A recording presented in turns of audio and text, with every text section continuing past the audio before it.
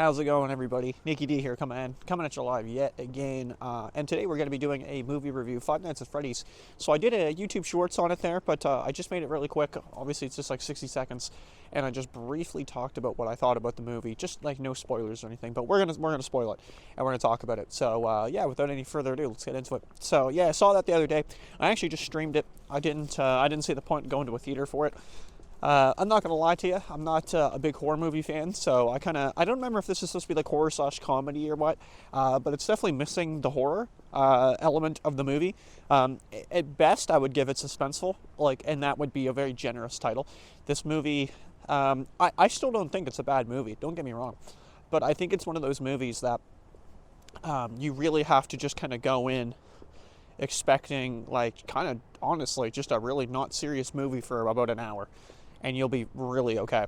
Yeah, it's not a super long movie. I think it was like hour and a half runtime, which is fine. And they make a little story. So basically, there's just like the main character.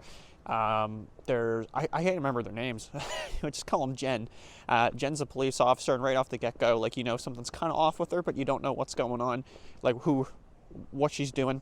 It follows the plot of the games, kind of. And there's the animatronics and all that. He's the night shift security guard, and he's basically protecting his little sister. He's doing it for her, right, to get the money and whatever. And they actually kind of throw in a plot with her and everything, which was kind of good. And the cop there, Jen, which I think came together pretty well. It's simple too. You're not gonna be confused or asking questions to be oh, what's that mystery? It's gonna be very evident of what's happening. Sorry if it's really bright, by the way. I adjusted my camera settings because it's really shady. It's actually Sunday morning, and I'm not even awake. I'm trying to make this video. Anyway, so like I was saying, no, the animatronics though were really well done. That was obviously their highlight of the movie. They were all right, let's make these things just come they look good. The way they move and everything just seems like what they would be moving in the game. And I would say that the movie, if it were to be faithful to one of the games in particular, would probably be most familiar to the first one. He's in the back office in the dark. You got the animatronics on the stage. They don't really go too much into that, the actual game. They definitely focus more on the plot that they made, which makes sense. You want to have something. You're not going to have it one-to-one with the games. I was kind of hoping they'd even have phone guy or something coming in. But yeah, who knows, right? I mean, I just thought that was interesting, and they had the mastermind behind it at the end of the movie, and obviously the good guys defeat them. Couldn't have a movie without that. And yeah, overall I liked it. I didn't think it was a bad film.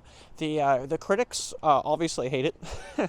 For the majority of the reviews anyway, they're not a fan of it.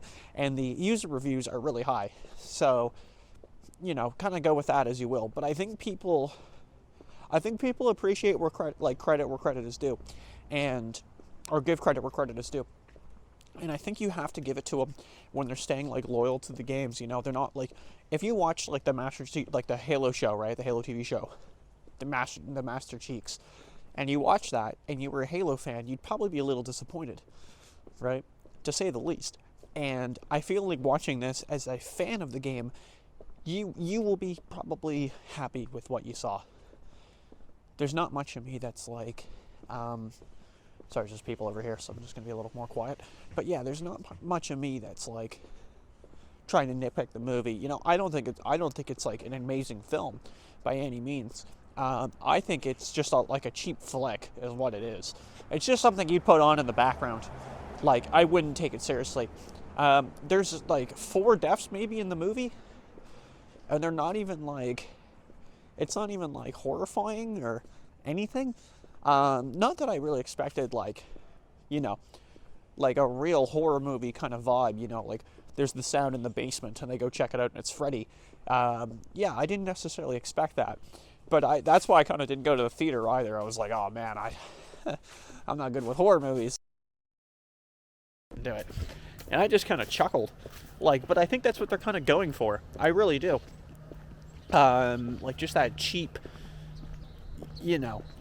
ridiculous, over the top, there's a scene, I don't even know her name, but the main character's got a babysitter. So anyway, she gets taken out by one of the animatronics, and she just gets like cut in half, and it was just kind of funny, like how they did it. Like, I don't know, it was just like the way they did it was just really funny, and it's like, all right.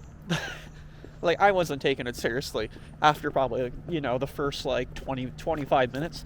I was just like, all right, cool, this movie's just going to be whatever.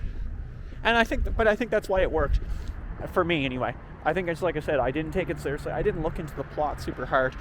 I wasn't like really trying to dive into it. I was just like, that's fine. That's fine. That's exactly what this is going to be. All right. Well, that's what I thought. So, all right, take it easy.